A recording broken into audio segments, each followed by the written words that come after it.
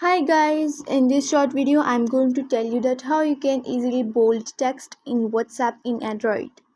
It is quite simple and easy. But before starting the video, make sure to like the video and subscribe to my channel.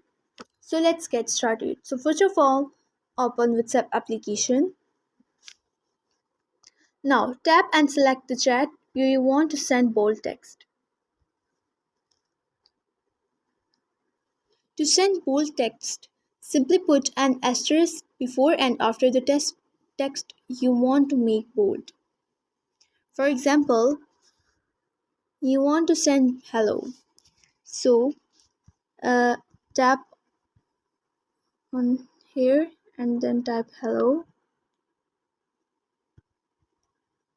and tap on send. That's how you can easily bold text in WhatsApp. If you have found the video helpful, make sure to like the video and subscribe to my channel. Thank you.